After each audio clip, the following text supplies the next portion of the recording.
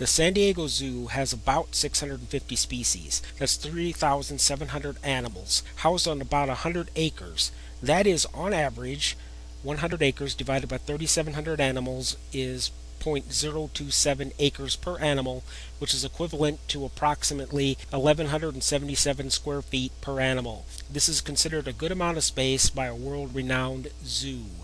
Noah was said to have kinds instead of individual species, which later underwent microevolution into a wide variety of species we have today. For the sake of argument, let's assume that there were 3,700 kinds. It is the smallest number I see on creationist websites. Let us also assume it is 2, not 7 of every animal, so Noah had 7,400 animals. To be as generous as the San Diego Zoo, he would need 100 acres for 3,700 animals times his 7,400 animals, which is 200 acres. That's 8,712,000 square feet.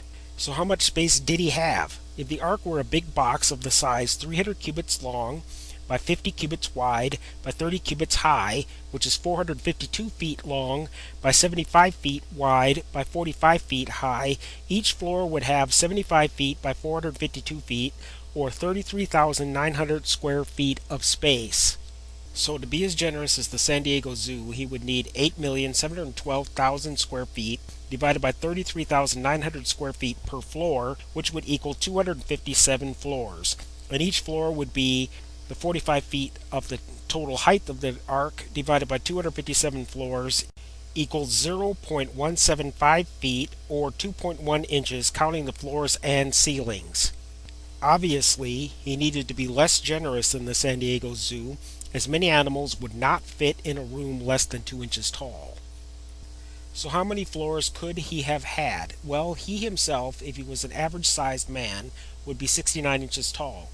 So just to allow himself to walk around on each floor, the maximum number of floors would be 7, each being 45 feet times 12 inches divided by 7 floors would be 77.1 inches, counting the floors and ceilings.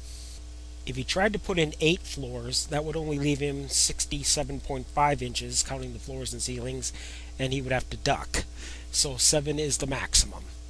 Of course, some of the kinds would be taller than Noah, that poor giraffe, but let's ignore that for now. So how much space does each animal get relative to the San Diego Zoo? He has 7 floors. To be the same as the zoo, he'd need 257 floors, which means he has 2.72% of the space he would need to be equivalent to the zoo.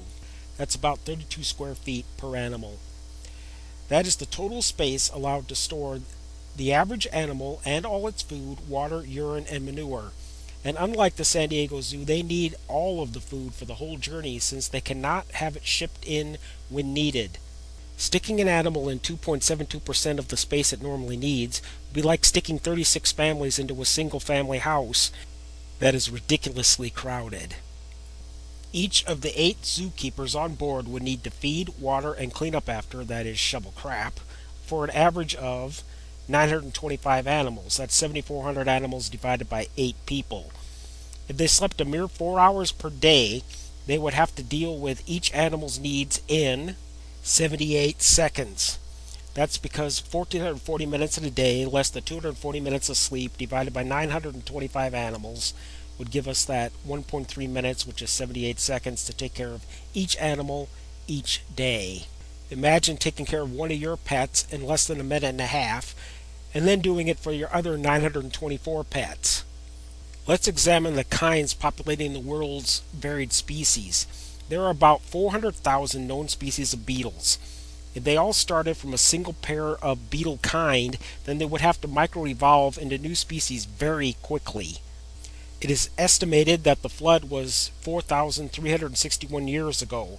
To get 400,000 different species in 4,361 years would be 91.7 new species a year, or 1 new species every 4 days. Just to hatch from an egg takes them a week or 2, so 4 days is much less than a single generation. Evolution takes hundreds or thousands or even millions of generations to work. Now for some reality. The whole Noah's Ark Great Flood story is a myth. It's not even a remotely believable myth, because finding an aspect of it that is plausible is a fool's errand. It is obvious that there was not enough room for that many animals and all the supplies needed for their time aboard. And there's not enough time in the day for 8 people to take care of that many animals.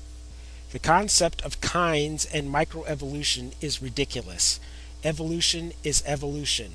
The only difference between what creationists call microevolution and macroevolution is time. Macroevolution is many instances of microevolution strung together. Reality trumps mythology.